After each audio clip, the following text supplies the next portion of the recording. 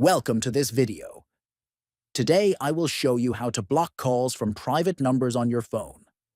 If you are tired of receiving unwanted calls from hidden numbers, this simple method will help you stop them. Let's get started and follow the steps carefully. Open the phone app on your mobile device. Tap on the two dots at the top right corner of the screen. Select Block and Filter from the menu.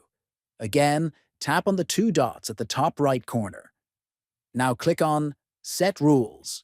Choose Block Calls. Finally, turn on the option to block calls from private numbers. Then confirm your choice by clicking Turn On.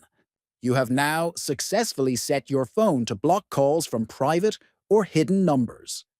This will help reduce interruptions and unwanted calls. Thank you for watching.